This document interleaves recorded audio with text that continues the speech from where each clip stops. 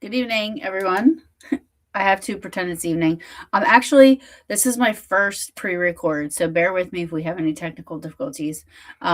It's actually Sunday, the day before, or the Sunday before the Wednesday that this will be aired, 1 o'clock in the afternoon. My guest, we had scheduling conflicts, but we worked around it, and we're going to pre-record this and then play it on my regular Wednesday live at 8:30 p.m. Eastern. My name is Taryn. I'm the host of Paranormal Brew. Today I have, or tonight, I have a guest, which I'm surprised I haven't heard of Chase Manor of 1815. It's located in New York. But I have the owner of Chase Manor coming on from New York, from Chase Manor. His name is Dom Valerio. And he shared some clips with me too, some security camera stuff from the manor. We'll go over all that. But owner Dom Valerio of the Chase Manor of 1815 has investigated for 20 years some of the most haunted locations in the New York State. Now owns a haunted property in which he allows individuals to book investigations. Chase Manor, being one of the most active locations he's investigated, is now his home and being built into a research center within the Finger Lakes region of New York State. Oh, sounds fun. Never been to the Finger Lakes. I've never been, but we're always looking for new places to go, right? So without further ado, I will going to bring on Dom. Let's see. Hi, how you doing?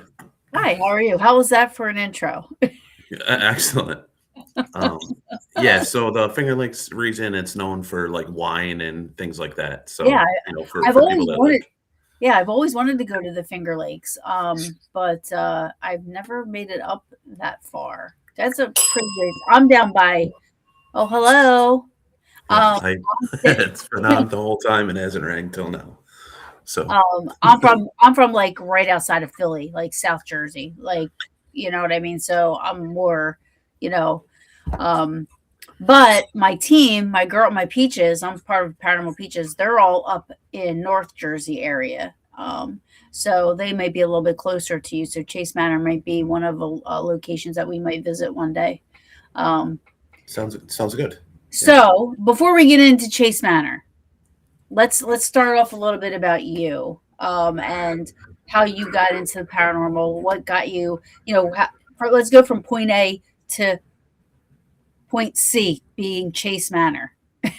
Okay. How we got there. So I actually I used to work for a tour boat on the Erie Canal.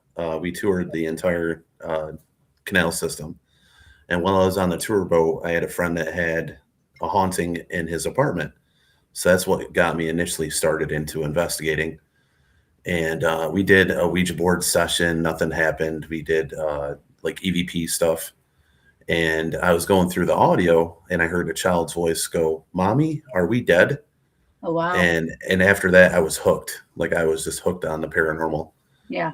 So I ended up eventually we investigated other places, cemeteries, things like that, and then we formed a team back in 2010, and we started doing like charitable events. We'd have a supernatural expo, have a bunch of people there, and then any of the proceeds we donate to like a homeless shelter, the veterans thing, or so forth.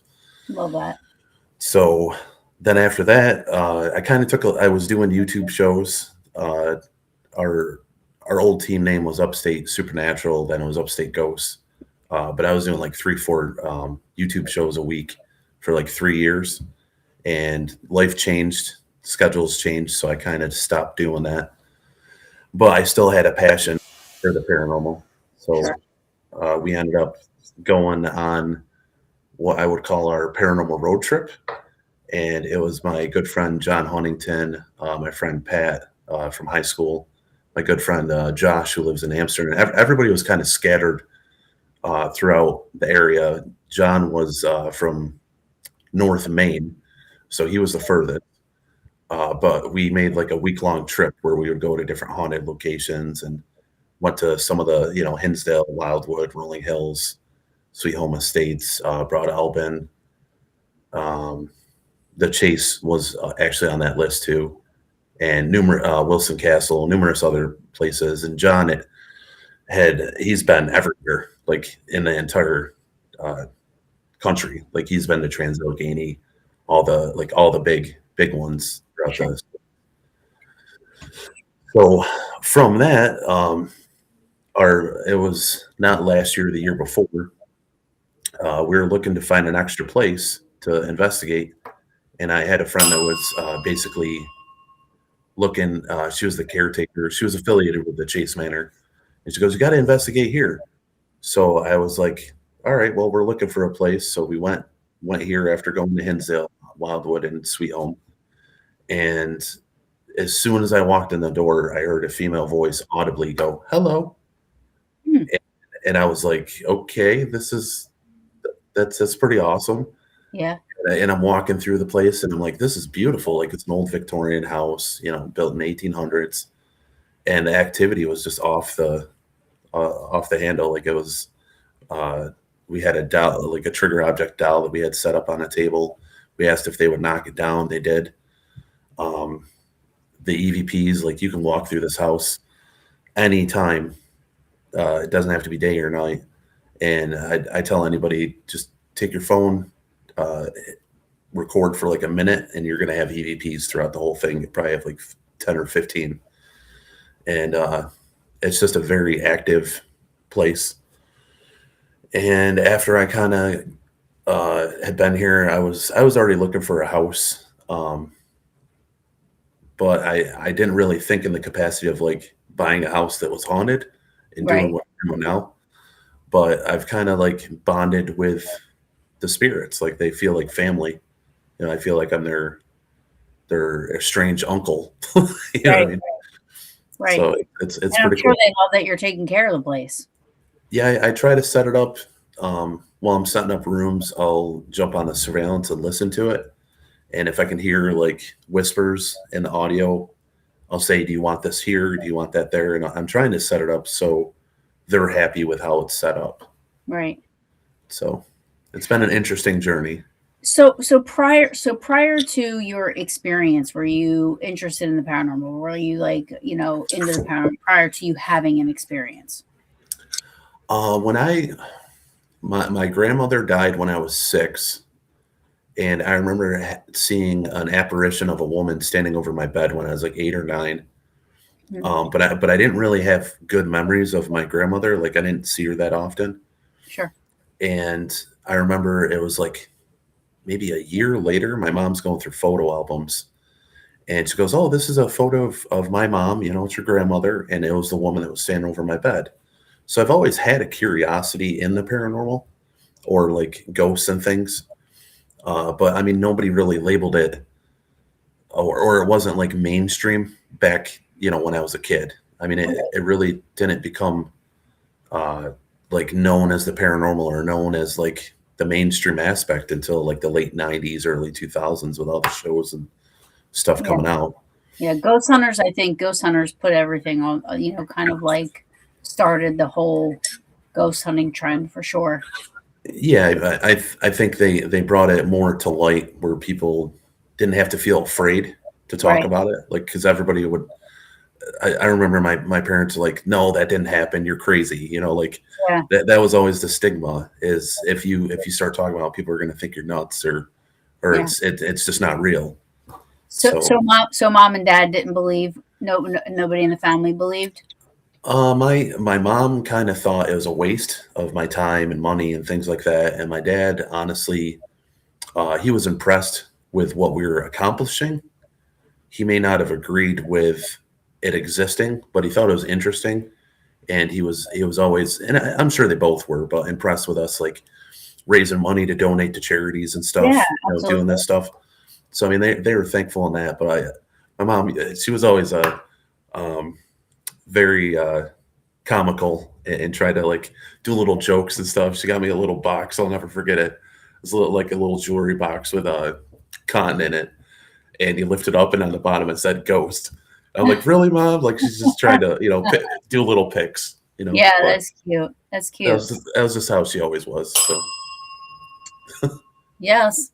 Um, so you also mentioned a couple locations that me and my peaches have been through. You mentioned Wildwood Sanitarium, Hinsdale, mhm. Rolling Hills, and Sweet Home Estates. Yeah, I've Of those four, of those four, uh, which one? Hinsdale and Wildwood. I would say we're up there for activity. Mhm, Um, the first time I went to Hinsdale, it was interesting. We had like a television cord get dragged across the floor. I saw what I felt were like apparitions out in the woods coming towards me, and they started to. It was three, then it was six, then it was nine, and then my friends were in the basement caught an EVP of he can see us, and I was outside, so it was kind of Hinsdale was very active the first time I went there. Wildwood could barely go to sleep. mhm. It's as soon as I went to go to sleep, I heard somebody go boo right in my ear. And I'm like, all right, I'm going outside in my car. I'm going to sleep in my car. And I hear a knock on the door, and I think it's a cop. And no one's there. Yeah. And I'm like, guys, this is my safe space. I need to sleep at least 3 hours. Something. Right, right. Sweet Home. It was an interesting place, but we didn't really get a lot of stuff there. So Mhm. in Rolling Hills, it's got great activity, but I personally I think it's a good place for new investigators. Very people that are interested in the paranormal. She does a lot more tutorial stuff with her tours. Yeah. So, but it's a Yeah, great place for activity. yeah. Oh my gosh, I love Rolling Hills. I love all those locations, to be honest with you. They all were great. We had, like at Sweet Home, we had one crazy experience, and like for the rest of the time it was more like, EVPs here and there, stuff like that. Uh Hinsdale.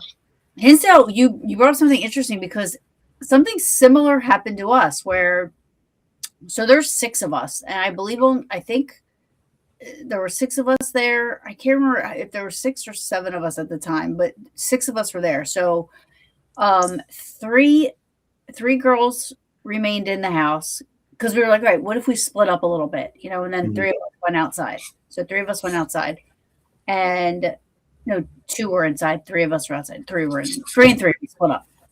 Anyway, regardless, we were outside, they were inside. They were doing EVPs, and in one of the questions they asked was, "Do you feel better now that there are less people in the house?" And a female voice said, "They got out." So acknowledging that, like, we got out. Well, while we were out there, I saw something coming towards us, and I thought it was a bear.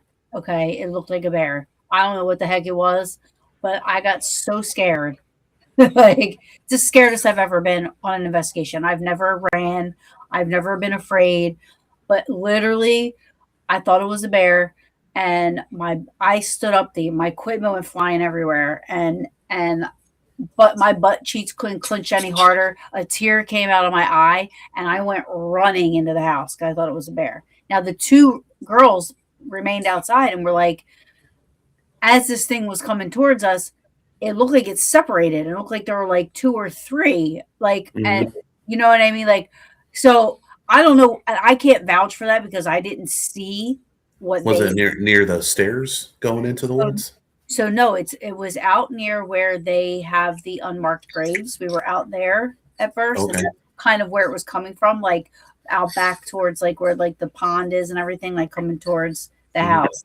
So it wasn't directly out back. It was, a little ways out there, but um I didn't stick around to see what it was. Like I literally, because we had like night vision, we had a FLIR, we had like, and I'm telling you, like when it turned to the side, it was as big as a bear. I was like, I'm out. Like that's a fucking bear, and I took off. Yeah, But it sounds like yeah. I something. was out there by myself, and it was the back stairs going into the woods. And Oh, my friend Renee is a psychic medium. She's like, "Don't go out into the woods by yourself. Do not do that." And anybody ever tells me not to do something, I'm doing it. okay. Like that's just. So I start to walk up the steps, and then I see it looked like three people, like shadow, like a almost like a cloud of a person, but Okay. there's three of them, and I'm like, oh shit, sorry, sorry No, for the you're loud. language, You're fine. and I back up. I'm like, oh my goodness, they're like, I can see you guys. There's three of you, and as I back up, three turned into six, and then I back up further, six turned into nine. I'm like, I'm good. And Yeah. I ran back in the house because I was just like, no, nope, nope, I'm good. I would be running too. Like, there's no way, especially if I saw I'm more afraid of people than I saw the movie, like 3 minutes of the movie Wrong Turn. So anytime I'm in the woods, and if there's people in the woods anywhere where I'm at, or anything that looks like people, definitely that probably would have scared me more than the bear. To be Yeah, honest with I didn't bring a camera with me. I brought my voice recorder. Of course, the time when it's always the time when you have the wrong item when you. something Yeah. crazy like that's going to happen. But I'll never forget it. I mean, I Well, was, and then I went inside and I recorded a video of my experience. And then I go back down in the basement checking on the other people, and they're like, "Oh, you got to hear the CVP. It's the clearest CVP we ever captured." And they play it back, and it's he sees us, and I'm like, "What?" And then I was just telling them what happened, and they're like, "No way, that happened at the same time." that's But great. Yeah, that's awesome. And that's awesome that it's. I have to tell the peaches because it's almost a similar scenario, even though mhm. it's different experiences. It's almost a similar scenario of what happened, and I haven't heard anybody else have that where they got the EVP inside and stuff was happening outside. Outside. Yeah. I, for one, if we ever go back to Hinsdale, will never, ever, ever go outside at nighttime again. Because after that, I just I'll be back there this fall. I'll be end of September. I'm going back there. I'll yeah, definitely be going outside with the camera. not So me. Uh-uh. Um, but Rolling Hills is on another level too. I mean that place is just. I mean, I don't care what anybody says. Like every time I've gone there, I've experienced some really crazy heightened activity. Like just just a lot of really cool stuff. Like from disembodied voices, the EVPs to I saw shadow figures, which I don't see anything barely ever. You know what I mean? Like mhm. I've seen a couple of things in my career of doing this, and so Rolling Hills probably ranks up there for me, pretty high. Yeah, it's definitely an active location, and it's weird because like anytime I've been there, there's always like a group. It's like 30 or 40 or 50 people, so it's really hard. Your Yeah, contamination, sure, things like sure. that. But a lot of people don't stay the whole time. They end up leaving early, and I'm like, I'm gonna stay until they tell us we got to get out of here, and that's when you get some of the best stuff. Like it's not anyone else. Yeah. And yeah, I've definitely seen shadow figures there. I actually I have a couple thermal videos. It was like actually something that happens here too, but it was like a dude peeking out the doorway, I love and it was. I think I've been there 3 times. That was the first time I was there, and then the third time I was there, they were the Wraith Chasers were hosting an event, and they were talking about it. And I go, I have a video because somebody just explained that they just saw somebody peek like that. I'm like, I have a video from 10 years ago. Same thing just happened. So it was kind of That's cool cool. to correlate it. But Yeah, I love the doctor's jacket and how it's on a and it'll rotate. And the last time we were there, definitely as we were doing stuff, it felt like it was just turning and watching you. It was that's really interesting. so there's I put a video up because that's what happened. We said if you're moving that, stop and have it go the other way, and it did. It stopped moving the way it was moving, and then literally turned and went the other way. Yeah, I love that idea of um, that method. Yeah, yeah. With the shirt. So we did a day investigation there. The first time I was there was it was an event we were hosting, but the second time we went, we did a day investigation. We were there from like noon to 4, Mm. and I it was unbelievable all the stuff that we captured that we didn't even realize we were capturing. We thought there were people outside walking around the property. Now, afterwards you think that's crazy because if anybody knows Sharon knows how strict she is with her rules Right, and right. regulations to be on the property at Rolling Hills. Like she has to know you're coming. You have to have paid to been there. There's like so many rules that you have to abide by. But at the time, we're thinking that there's kids and people outside talking. So we're getting mad. We're like, oh my gosh, like can't believe this. We're looking out the windows. We're trying to see where these people are at. We can't see anywhere where anybody's at. And the whole time we're just so mad. And it's all on record. Like you can actually hear the talking that we thought we were hearing outside and everything. And when we finally talked to Sharon afterwards, she's like, no, nobody, and there's no sidewalks, right? There's nowhere to walk Right, right, right. there or anything. She's like, no, nobody has been on this property. Nobody's allowed on this property unless I know they're coming on. So people aren't just going to walk around the property. And she's like, and if you heard it, then that would mean that I would have heard it, and I would have went out there and kicked them off the property. And I know Yeah, I her. wonder if that's residual. Yeah, Since it's during the day, I wonder if that's more like while it was open, while it was, yeah, yeah, I wonder. Hmm. yeah. It's interesting. It was interesting. And we're like so dumb. We're like the whole time. You think this was 10 o'clock at night? I'm yawning like this. But the whole time, like we could have been interactive with, or at least trying to. Like if it's residual, obviously we're not going to get any intelligent responses back. But the whole time we're thinking we're like complaining the whole time you hear us. We're like, oh my god, where are these people at? Like, and we were even debating going down to tell Sharon, like, go tell them they need to leave because we can hear them. But we had already complained once about something that we found out wasn't her or anybody else. So we were like, all right, we'll ask her about it afterwards. You know what I mean? But EVPs and just amazing stuff there. I really love it there. Sweet Home Estates was cool too, but I'd have to say out of those four, and not being at Chase Manor yet, Yeah, Rolling Hills definitely ranks up there. So let's talk about Chase Manor. sure. Um, It's, Go ahead. so there was somebody else that owned it beforehand, and I ended up buying it from them and the person that was caretaking the property from them. So they did have some people coming in here to investigate. They purchased it back in 2020, and they Yeah, had but like, no, it was built in 1815. yep, yep. Um, So you have any of the history of from like the owners from like 1815? Like, do you have any known history of any of that?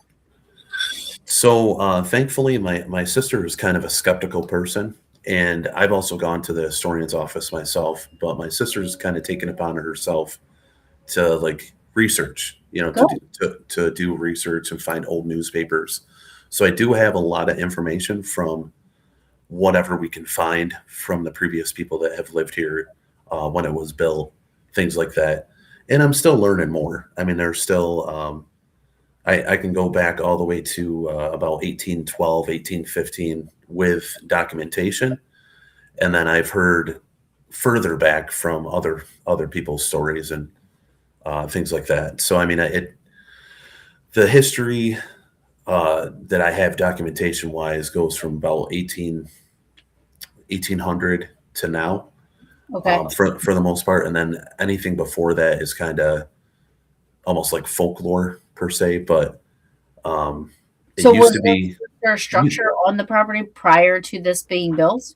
yeah. So back in the late 1700s, it was farmland that there was a revolutionary barracks for a soldier during the Revolutionary War. And the remnants of that building is actually attached to the barn behind the house. You can Oh, actually that's see cool. the where the fireplace stones were and stuff. And then the original cemetery for the area is kitty corner to the house. So it's the very first cemetery of Auburn. All the founders, things like that, are actually buried there. The original family that owned the house was buried there. There was a fallen in the mausoleum, so they got moved to another spot. Um, but I've talked to neighbors and things like that, and a lot of this section has a lot of activity. Not necessarily. I mean, the house has a lot of activity, and it does feel like it. There's a lot of travelers that come in, Sure. and it's been known as a portal in time. It's been known as a doorway to the other side. There's a hospital about a block away. Numerous times, like if I'm running a spirit box, I think I'm getting people that have passed away at the hospital, or you hear references of a doctor, things like that. And the house itself was farmland, so it was a farmhouse. And then the family kept trying to have children. They had quite a few stillborns. They weren't having the kids, so forth. And then they decided to sell the house to a whaling captain from Nantucket that was basically the cousin or uncle of the first mate from the Moby Dick story. Oh, So I'm still trying to get the details. I believe it was a cousin, but he was whaling at the same time the Moby Dick thing happened, and he and a bunch of other whalers actually came in this area because they were all Quakers, and they decided to come into this area and start building business in mhm. this area because there wasn't a lot here. And he was the he philanthropist. I Philan- can't say it. Philanthropist. Yeah, I can't even say it correctly. But I can he agree. entertainer and all that stuff. So he had a lot of people over to this house. He was friends with William Seward, who was in Lincoln's cabinet when he was president, who's very well known in this area. So there's letters of him and Seward talking back and forth. So Seward actually came to this house, and then the house it's just had a lot of history. It's 211 years old. Yeah. So Yeah, that's amazing. So is a lot of the house original? yep, a lot of it is original. I don't think any updates have been done to it, maybe since the 50s or 60s. Hmm. Um, but a lot of the interior, it's all the original. Like original Um, flooring and all that. yep, yep. Oh, I love that. Yeah, the in the basement, the beams, I mean, they're logs. You can see Yeah. the wood, the bark and all that stuff on some of the beams. And Yeah.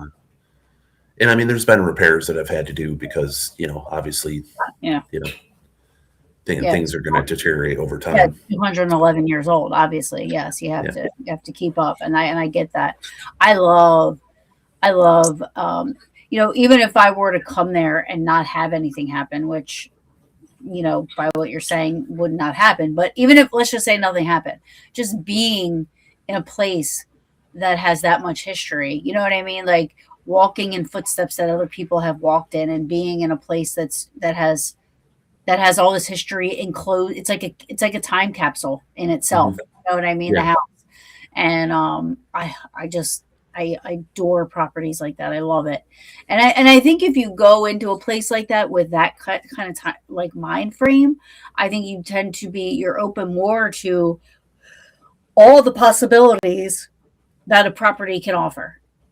You know, Right. Right. as opposed to it just being haunted or known haunted, if you will. Um, just the history of it, and embracing the history and the historical stuff behind the home.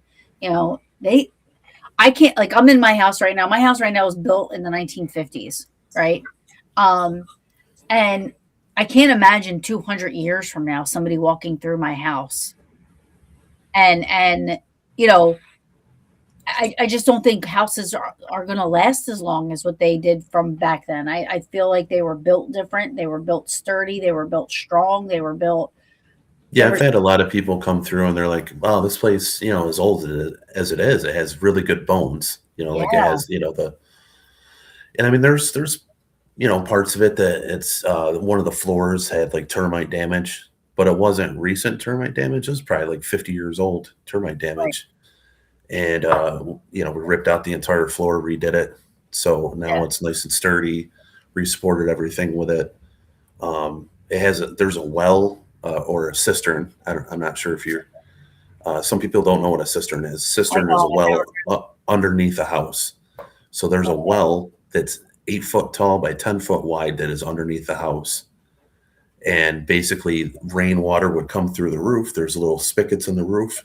It would run down and fill this well, and then they would use that water for bathing, cooking, whatever.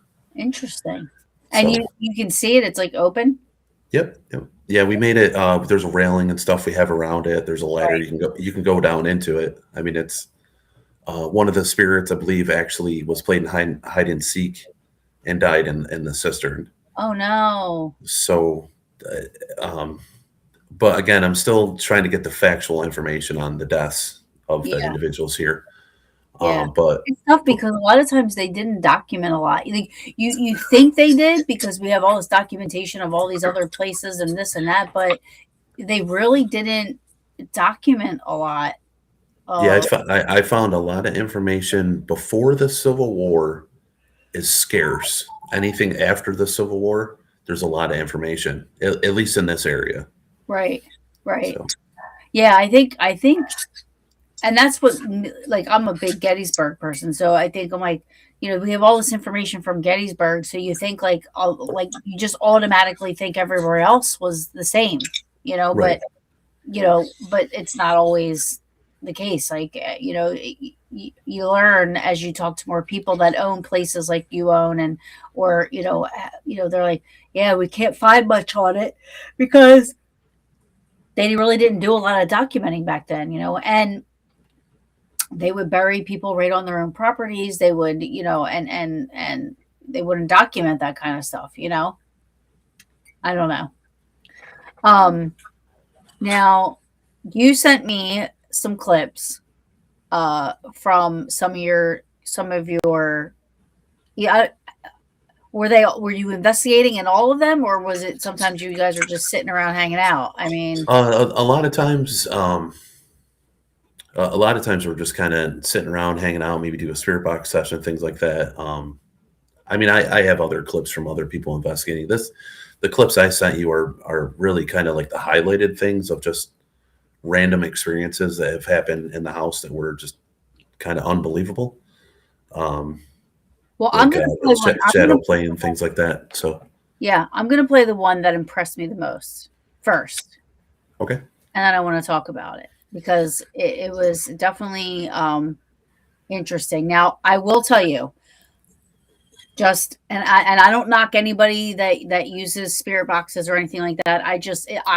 I find it hard to um use take that as evidential data, only because you're sweeping radio waves or whatever it is that they do, these spirit boxes and stuff, or they're connected to apps, so it's really hard for me. However, every once in a while something goes, hmm, And one of your clips went, hmm, even though it was what because of how. Let me just play it instead of just keep on talking Yeah, about. So yeah. hold on. Let me. I gotta share my screen. Hold on, so everybody else can hear it and see it. All right. So let me just. It takes a minute for this stupid thing to catch up. So I'm gonna do this. Select one window. Nope. We want this. Here we go. All right. So share. All right. Now I I'm gotta. gonna I'm gonna mute myself that way. Okay. So the one that I found to be really really interesting is this one here.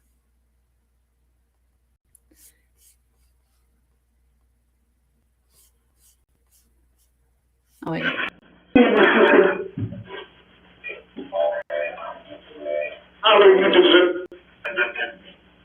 Generated time profile. All right, guys. All you gotta do is talk into it. Hey, Billy. Is people. Hi, Bill. Hi, buddy. Thinking you cause disconnection.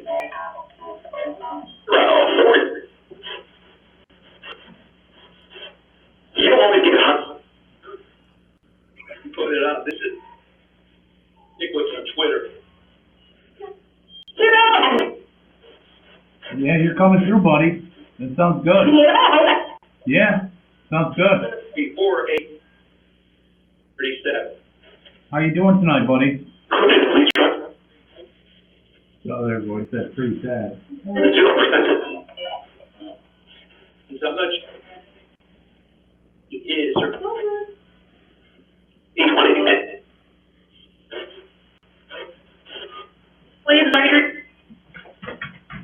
But Something fire?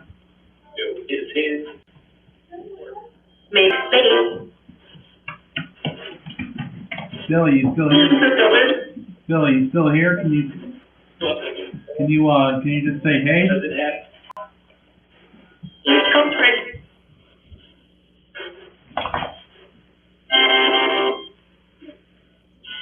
of the problem? Bad of the problem. Hello. Yeah. Yeah. The leaders that are Yes, I did. human. Human? Yeah, I'm human. Well, you guys were. You're still people. Now back to the 83337.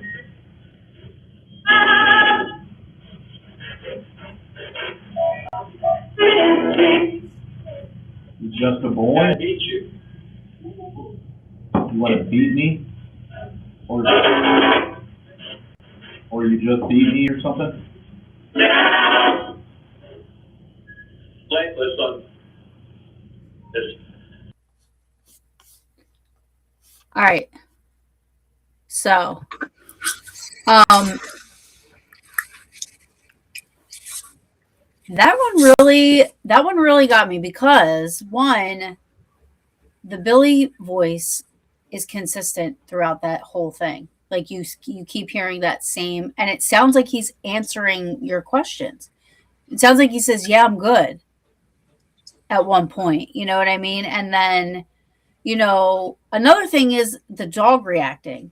Having the dog come out, and the dog is I don't know if that's something normal, but I don't know what device you're using, and I don't know the story behind this Billy. It sounds like this is a Billy's a very predominant okay. spirit, very vocal through spirit boxes. Um, my friend John Huntington, he makes a bunch of different spirit box variations, I mean, he could make like there's pulse ones. There's tons of different kinds of spirit boxes, and the one I was using was actually it was the second one I got from him, and it has a lot of reverb to it, and it's always been my go-to for spirit boxes. I've always had really good communication with it. But John's known for doing like bacon sessions. Is he'll cook bacon in the morning and he'll run a spirit box and he'll ask the spirits, guys, what do you smell? And if you watch his sessions, you'll hear them say bacon over and Wow. over and over. It's crazy. Wow. But he and I both have had the conversation of sometimes like for us, you question whether a spirit box is actually going to function or that you're going to get communication through it. And then all of a sudden you get the craziest communication ever. Right. And it makes you, go, okay, there is something to this. But Billy, when he comes through, it's crazy. Like it's so clear and Yeah. it's awesome. Absolutely Yeah. awesome. And it just gave me the feeling of, and I'm not a psychic medium, but like hearing him, it sounds like he's just so free and so happy. And he's like, hey, like, he's like, The house before people had bought it in 2020, and then before I purchased it June of 25, it was condemned, and the banks owned it for like 17 years. So no one lived here. So no one was talking to the spirits. No one was interacting with them. It had to be lonely. It had to be boring. So the fact people are here trying to communicate with them, trying to interact with them, I think some of the spirits are really, really happy about that, and then some of them are like, I kind of like my alone time. I'm so right. used to it. You're sort of intrusive. But Billy, I think, he's a kid. He's a small child, and he wants to have fun and Have you been interact. have you been able to find any history of a Billy being My there? my sister, as I said, has been trying to help me with that. We have not found any documentation stating Billy as a resident here. But one of the believed names of one of the kids that died from the original owner that owned the farm, George Casey, one of his kids' names was Billy. Oh, Um, I also have a theory that maybe it was a neighbor and maybe it wasn't documented, but I believe Billy was the one that passed away in the cistern. I don't have it recorded, but I was using a Dead Wave. It was a spirit box app that we've had pretty good success with. And basically I got that information that, how did you die? And I didn't record it. I didn't have the surveillance cameras up, nothing like that when I did the session. yeah. So, Of course, right? I mean, that's all that kind of stuff always happens all the time. I mean, even even going back to what happened at Hinsdale, they have the security cameras going all the time, and we didn't think but they only keep it for 2 weeks, and we didn't think until after that to ask Dan for the footage from outside to see exactly what it was what was that? that's a good question. I heard that. Yeah, I don't know what that was. It sounded like, whoa, or Yeah, it sounded like a male. I mean, I have headphones on and I heard it past the headphones. yeah, I heard it. That was crazy. That's cool. I love when that stuff happens. Yeah, Oh, that's different. yeah, that is different, but I did hear it. It sounded like a whoa or a, Yeah, to me, it was like a male, some kind of male voice. yeah, it sounded male to me too. It did. Yeah. Interesting. Anyway, that happens periodically, and I like when that happens. I am at the Chase right now, by the way. So Oh, well, good. Now, Yeah. do you live there?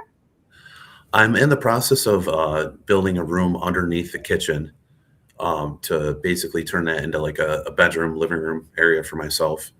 I snore, and I figured that's the furthest point in the house that I'm not going to contaminate people's evidence if they're here investigating. Just because I want to make sure when people are here, they're getting good stuff and there's not Right, much right. contamination. So like if I go all the way back there, it's just the kitchen and then a room underneath it. So I should be good, Yeah. insulated good and all that stuff. And we already had to do work in there anyway. We had to rip out the ceiling and the walls and all that stuff. So water damage before I bought the bought the place. Yeah, and So, it's a lot. It's a lot to renovate an old. yep.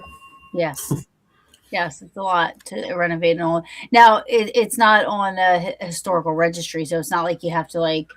Um, I chose not to go that route well, because, like I talked to, I believe it was Wilson Castle was telling me that if you're known as a historic property, you get the sign and all that stuff. You have to restore it to the original.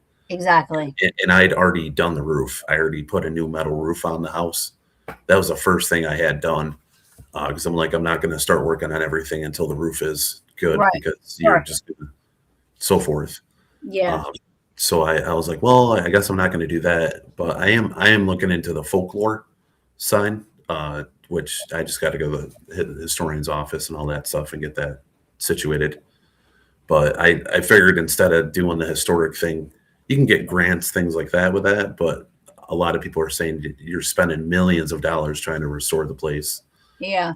and you're basically going to bury yourself if you do that. Right.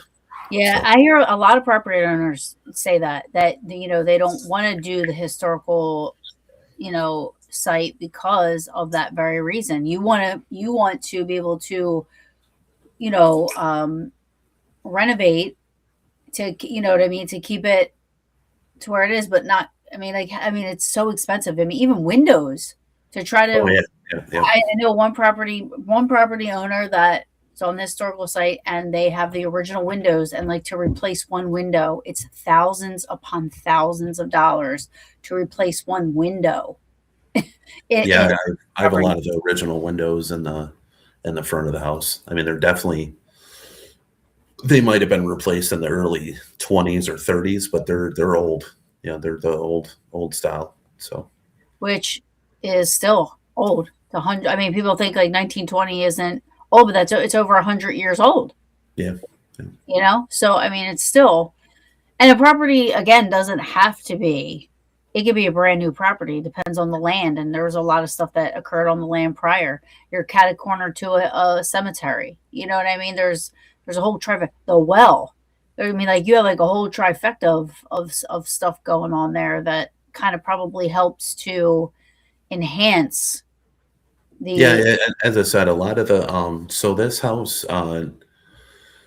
Captain George Chase was one of the first coroners for the Auburn prison, and if you're not from Auburn, you're not going to know this, but the first place they ever did the electric chair was in Auburn, New York. So they actually have the very first electric chair in the prison to this day. Oh Uh, wow. Thomas Edison created the mechanisms for the electricity. Stickley Furniture created the chair, and that chair is still in the prison. And then basically, this North Street is one of the oldest streets in this area. So this house was one of the first coroners. 5 houses down was the original executioner. Then you have the original cemetery plus numerous other positions. So in the area itself has a lot of history just with the prison aspect. And then the Underground Railroad, Harriet Tubman actually ended up deciding to stay here before she died. Like this was her hometown before she died. She did have the Underground Railroad coming through this area. There's numerous places on South Street, and I believe that they use this place as well for transportation with the Underground Railroad. Captain George Chase, in letters to Seward, was an abolitionist. He was very supportive of trying to get rid of slavery. Hmm. So it's pretty the Finger Lakes area or just New York in general has a lot of history. Yeah, upstate. Yeah, upstate New York is beautiful. Uh, I don't want to dismiss any of the. Is there another clip that you want me to share? That's one of your favorites that you I sent. I would say probably one of the shadow figure ones. I think All right, there's 2 of them. all right, hold on. Let's see. Let me share. They're fairly short. Let me share my screen again, and this way we can. Let's see. Oh yeah, I did see the one shadow figure. Hold on. Here we go. Um, all right. So let me go to it. And now Come on, catch up. My computer's slow. It's very old. Sorry. No, you're good. Oh, I bet you I'm still on Billy. That's why. Hold on. Yeah, it's showing Get the out of X Billy. up in the left. Get out of Billy. That's why. All right. So let's see.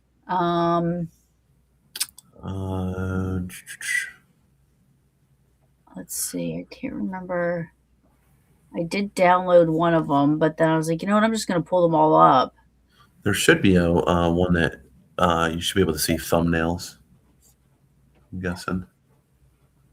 Maybe the 4 squares. The what is it? Over on the right-hand side, you should have a view aspect, like you have it on the details. Oh, I see. Gotcha. Thank you. There we go. So I would say those two shadow figure ones, those are pretty. Let me see which one. You got if you scroll up, you got the one with a red banner to it. Oh, figure these two. Up a little bit more. So you got. Let me see. Keep going up. Oh, these two. These two here. Those two, yeah. Okay. All right. So we'll play the first one. Let's see.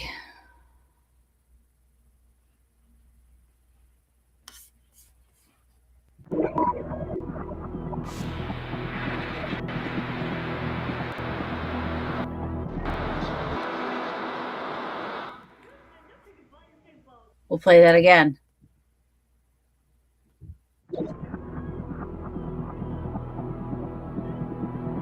Hold on. Why is it?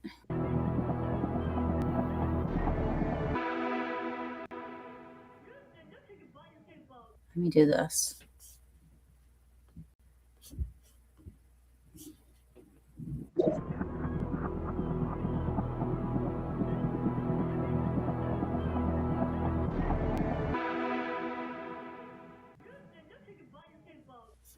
So that's really cool.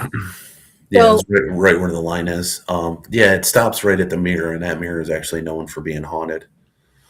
Oh wow, that's really cool. And that was nobody, because I know that you had. It sounded like there were people in the background, but you guys were probably in another room. Yeah, we were in the dining room, which was it was actually Thanksgiving Day, and we were talking, and then all of a sudden, my friend Renee, her daughter, felt like she was touched, but she's autistic, and she was just like, no, I'm good.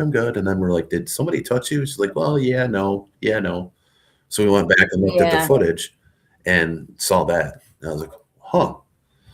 And then the next one right next to it, that if you look at the front door, you can see what looks like a shadow coming down the hall, and you'll see it best on the door to the right, which is actually a bathroom door. Okay. All right, here we go. Make this bigger.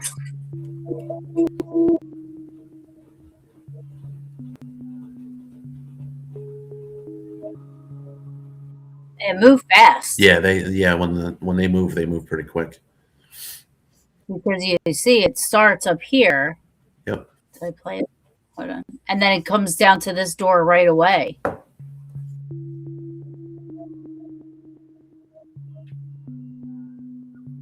Wow. I'm going to play that one more time.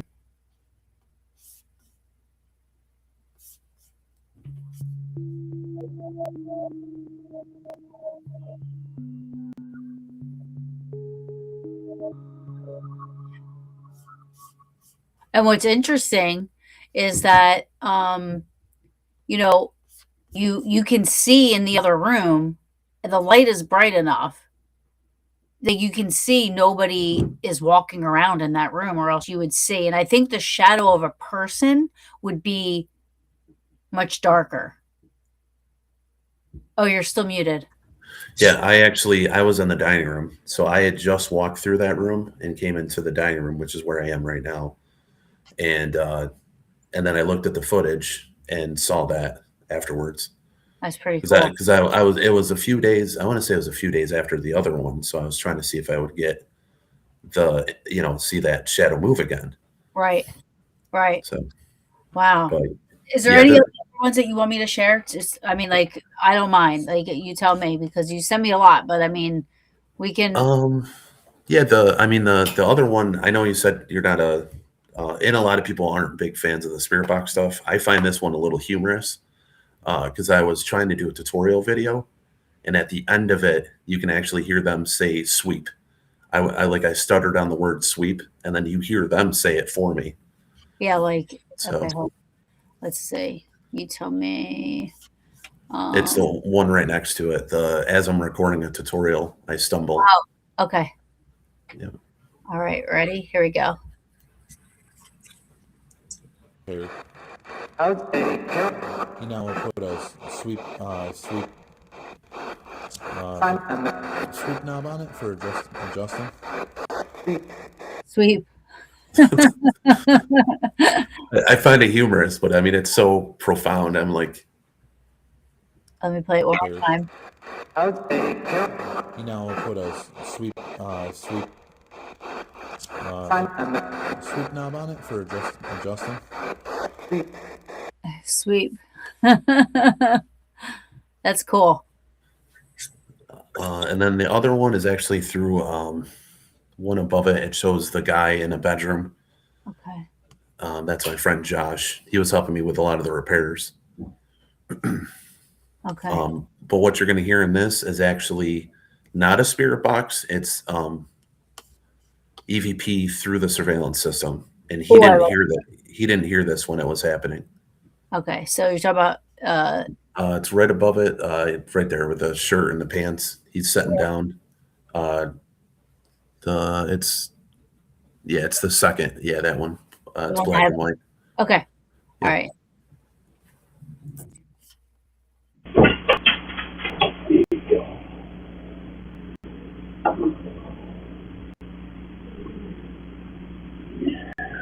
Oh, that's so cool. I'm going to play it again. I love it. Play it again.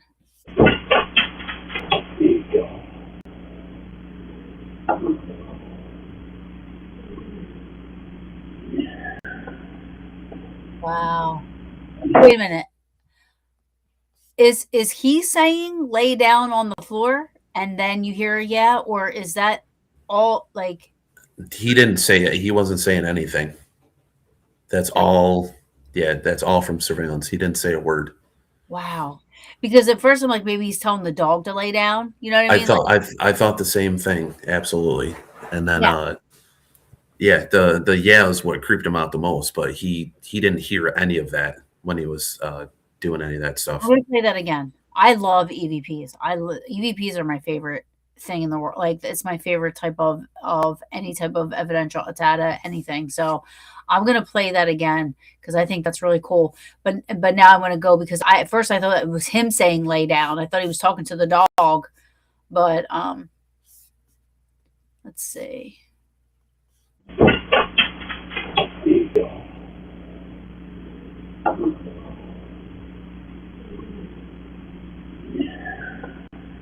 Oh, that's so cool.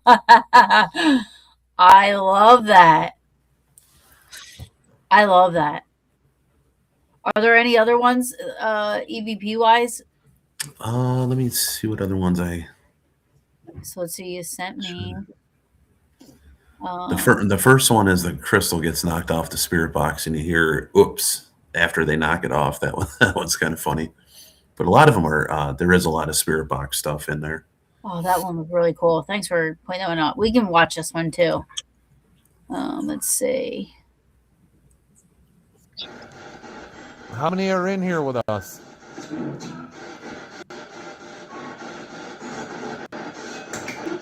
Oh. I'm gonna play it again.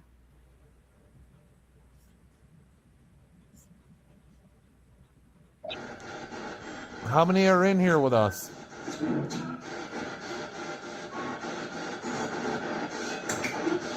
Oops. Now, I just want to play it one more time because there is a fan go, and I want people to realize that the fan is not in the direction of to where the crystal is at the when it falls.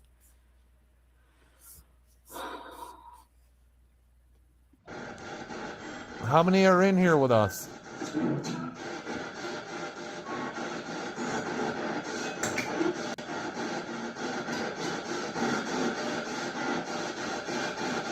That's cute. That's cute. And I mean, it was just a random video. I was doing a spirit box session. I was pointed that direction, and all of a sudden, that happened. I mean, it's You hear the oops. You definitely hear the oops. Yeah. yeah. So where can people book, like how much? I mean, I guess it's okay to talk about pricing, right? Like how much, I mean, can people do, what are our options if we wanted to come and investigate? Is there, day tours, overnights, weekends? Like, is there a thing you do? So for the most part, for bookings, I'm actually going to start adding in Thursday. But right now it's been Friday, Saturday, Sundays, and it's basically Fridays and Saturdays have been a 16-hour investigation. Sundays have been 5, but I'm also flexible. If people want to do a 5-hour or 16-hour, I'll switch it around for them. But for a 16-hour, it's $350, and then for a 5-hour, it's $150. For the 5-hour, it's up to 5 people, and the 16-hour is up to 8 at $350. No additional, not the $50 thing. It's just max of 8. I also, being an investigator, I have equipment throughout the house. So there, for almost every single room in the house, like there's either there's spirit boxes available to utilize and tutorials on our Facebook, or I have like the K2 meters and music boxes, the dead bells. I also have that illumination Ouija board thing Yeah. that was made by Austin Maynard. But basically, with investigating here, you have the availability to utilize any of the devices that are here. So, if you don't have equipment, you can come here and investigate, or if you have your own equipment, you can do that too. But there's certain like special. There's a parabolic mic with a field recorder, which is awesome. I don't know if you've ever done that. And some of the EVPs we get from that are pretty outstanding. There's also an old tape recorder style voice recorder that also transfers to digital. So I've gotten some pretty good stuff with that, and I'm adding things to the rooms. As we're progressing, I'm trying to add like a new thing I'm going to do is it's basically going to be a centralized mic unit. So it'll have like five mics hooked into a mixer, and then you patch in your headphone to it, and then hopefully you can figure out what direction they're talking to you in.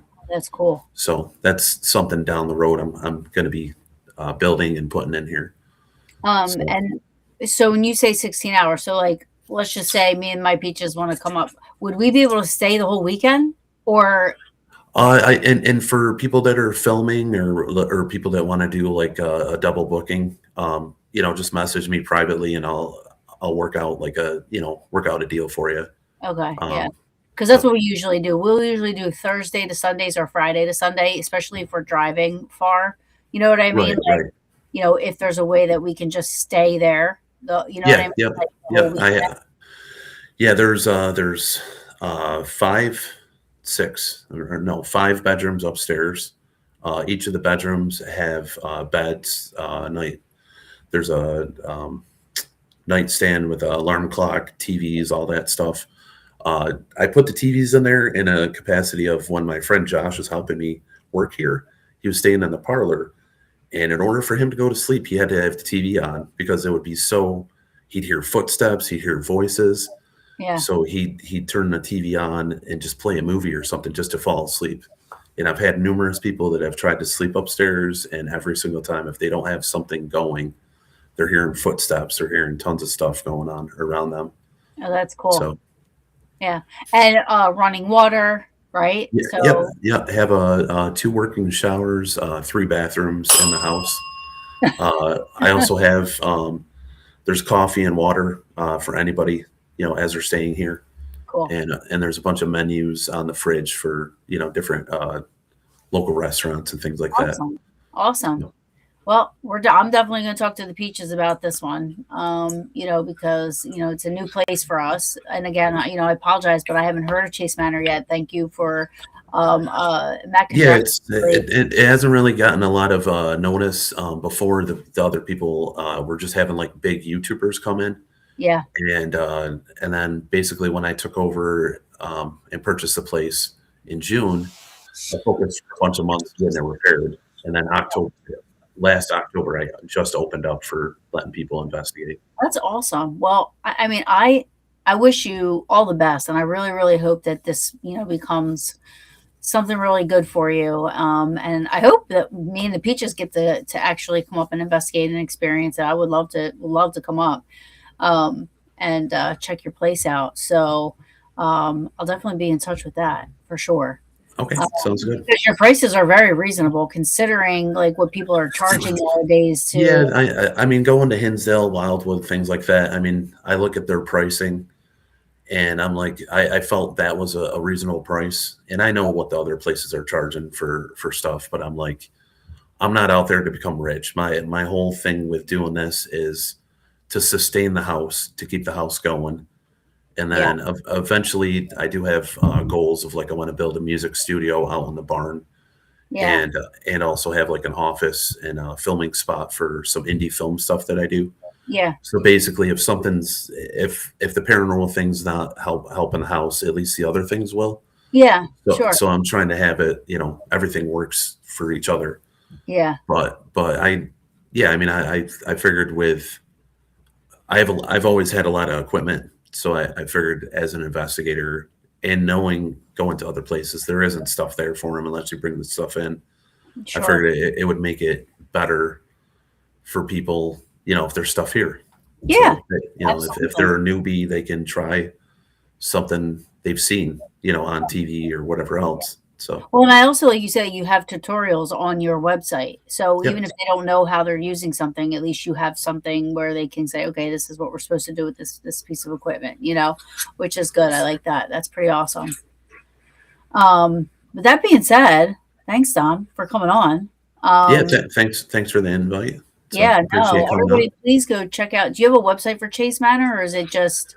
I do have a website. It's wix.com/haunted Chase Manor. But if you go to Facebook, just look up Chase Manor of 1815 on Facebook. Our website is linked there.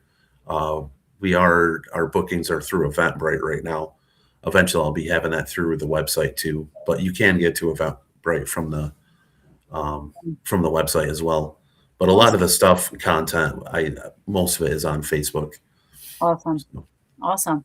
Well, thank you so much. I know you're a busy guy, and that's why we had to do it this way. But I appreciate you, and I appreciate you being my first pre-record interview. I appreciate the flexibility with being able to do it. So thank you very much. Absolutely. Thank you. Please, everybody, share the show out. Not for me, but for Dom and Chase Manor. And go check out Chase Manor. Follow the page. Check out the videos that he has up about, a lot of the security footage and everything like that. And next time you're in upstate Auburn, New York, why don't you book your stay at Chase Manor and get haunted? You have a good rest of your weekend and week. And please look for the episode Wednesday. You can always go back. It'll be on YouTube and Facebook and all that stuff. So it'll be everywhere where you can go back and watch it for sure. All right. Until next time, sweet dreams, everyone.